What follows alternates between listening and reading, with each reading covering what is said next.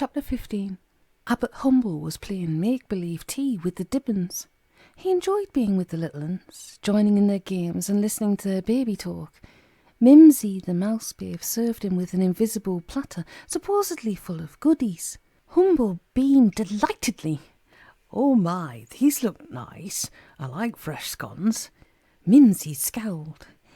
"These not scones, these creams and strawberry cake. Well, I just make it." The abbot apologised. "Oh, I'm sorry. Me old eyes aren't so good anymore, you know. Cream and strawberry cake, my favourite. Have we got some sweet cordial to drink with it?" Purkle the hog babe passed him an imaginary beaker. "No further. This beans boiled nickel and ale." Mudge the mole babe winked broadly at Humble. "You, sir, but don't eat those Araltum, since he Dibbons shouldn't drink boiled nickel and ale." Humble nodded seriously. "I won't breathe a word, I promise. Boiled nettle ale, eh? Tastes good. I like it." Purkle squeaked out a warning. "Further, eat it quick, Sister Armelby's coming." Sister Armel and Brookie came hurriedly into the dormitory where the abbot was playing with the Dibbons. The pretty infirmary keeper could not keep the urgency out of her voice. "Father Abbot, I must speak to you immediately in private. It's very important." Humble carried on pretending, putting both paws behind his back as if hiding the boiled nettle ale. "Right, sister, just give me a moment, please," he whispered to the Dibbons. "You better go and have tea down on the lawn so that Sister Harmel doesn't see the ale." Touching paws to snout secretly, the Dibbons nodded. They loaded the make-believe meal onto a make-believe trolley and began solemnly trundling it away. Brookie called after them, "Save some of that boiled nettle ale for us, you greedy villains!" As the Dibbons clattered out of the dormitory, giggling mischievously, Humble turned to the squirrel and the otter maid, shaking his head. "Cream and strawberry cake with boiled nettle ale. Whatever next? What can I do for you, young Armel?" The pretty squirrel explained her sudden visit. "When we were in the orchard solving the puzzle, I suddenly felt drowsy. It must have been only for a moment, Father. I don't know whether you believe this, but Martin the warrior appeared to me." Humble looked into Armel's innocent brown eyes. "Why should I doubt you, my child? Did our warrior speak?" She nodded emphatically. "He did, though I completely forgot I'd even seen him until a short while ago. Brookie and I were passing through the great hall when I saw Martin's picture on the tapestry, when it all came back to me like a flash." The otter maid laughed. "Oh, very exciting, isn't it?" Humble silenced her with a mild glance. "Tell me, Armel, what did Martin the warrior say to you?" Armel remembered everything clearly.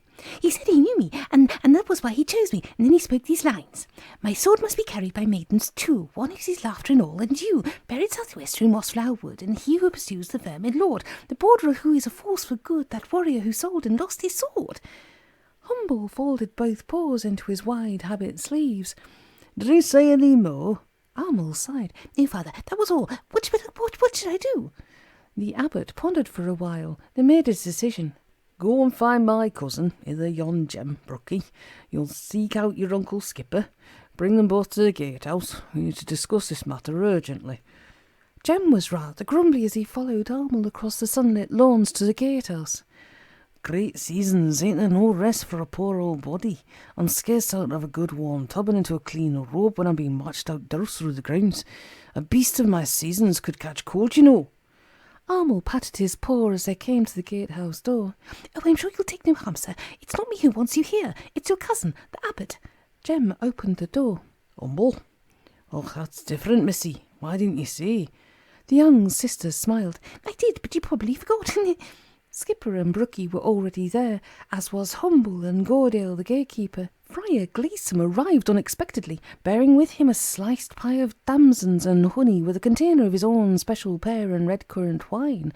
He popped his head round the door with the air of a conspirator, commenting, "Hope you don't mind me joining you. Saw you all hurrying here, and it made me rather curious." Humble beckoned him inside. "Come in, Friar. Sit down and listen carefully, all of you. Sister Armel has something to say. Sister?" Armel took a deep breath and recounted her experience. When she had finished, the abbot looked from one to the other.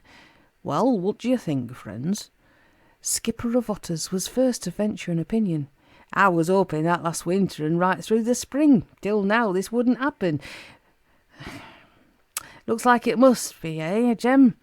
The old hedgehog answered sadly. Aye, Skip. The abbeys are sizable buildings sticking out like a bandage pole twixt the woodlands and flatlands. Stands to reason that any vermin going this part of the country is bound to sight it. Brother Gordale caught the hedgehog's drift. You mean that creature Gulo the Savage and his followers? Humble went to the little gatehouse window. There he stood, gazing out at the sunlit lawns and the abbey building.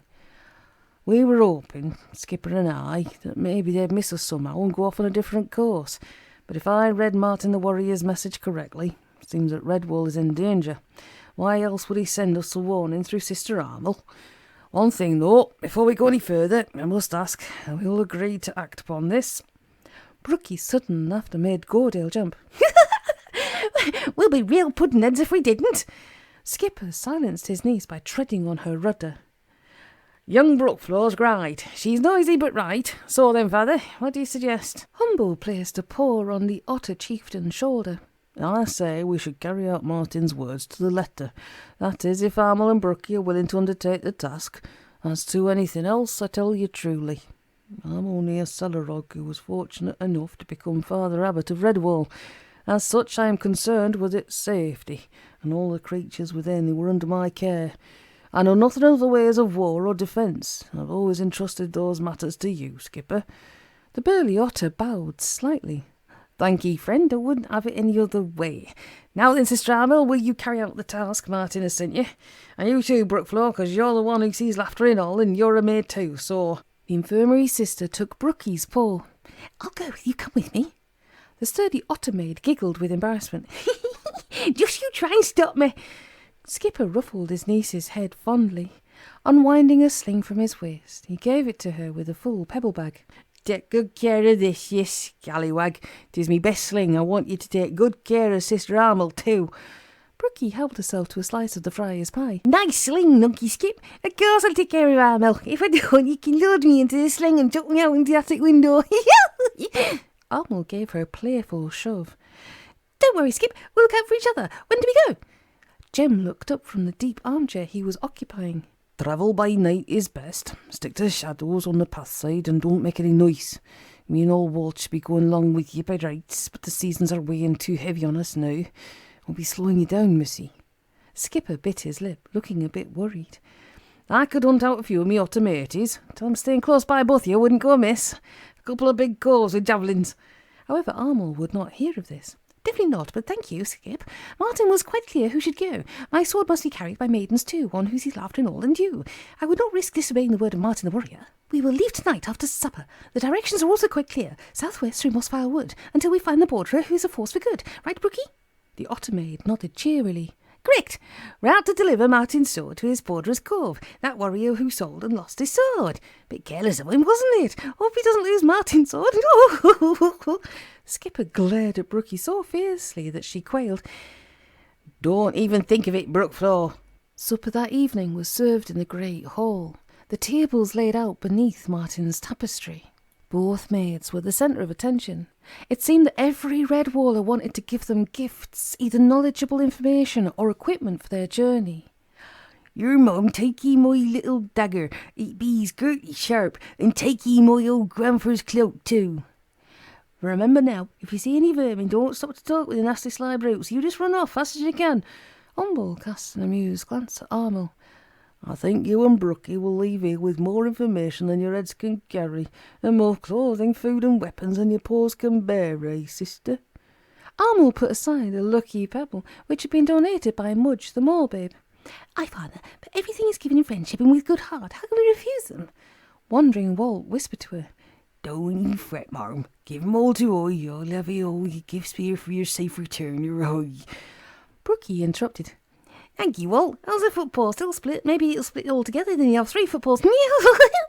Old Walt chuckled.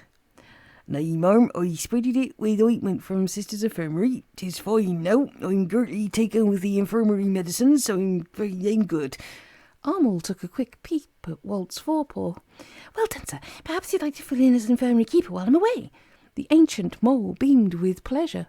Thank ye, girtly, sister. 'Twould be nice to hold such nice position. Brookie raised her goblet to him. Listen, every beast, this old mole is our new healer. From now on, it'll be known as Sister Walt. Formal Bruffy called out. "Oh, sister, can he cure my blister? If they do, I'll give 'ee a gurt kiss." Walt scowled. "Then I'll raise another blisters right on his skull." Good food and merry banter went back and forth. Humble waited until there was a lull in the proceedings before he signalled to Skipper. The otter chieftain went to the tapestry. Standing upon a tall chair, he took the sword of Martin from its 2 brackets above the tapestry. A hush fell over all as he laid the blade on the table in front of Armel. The abbot addressed her in a voice which could be heard by every Redwalder present.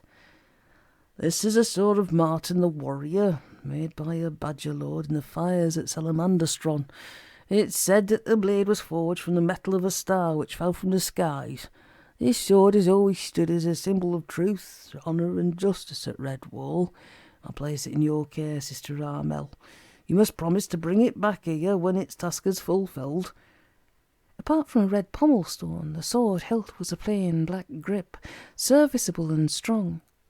Armel laid her paw upon it, gazing in awe at the legendary blade. This was fashioned with a centre channel and double edges, keen as ice in midwinter, running to a point which shimmered like a searing flame.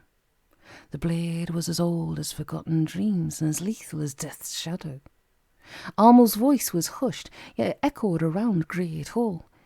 "Father, it is a strange thing for a maid who knows only about healing and caring for the sick to be bearing such a weapon, but I will deliver it to the warrior whom Martin has spoken of. When the sword has served its purpose, I swear upon my life that I will return it to you, here in this room at Redwall." Amid applause and cheers of approval, Humble embraced the young squirrel, whom he had seen grow from infancy to a well-loved member of his abbey. Tears dewed in his eyes for the unknown dangers she might be facing.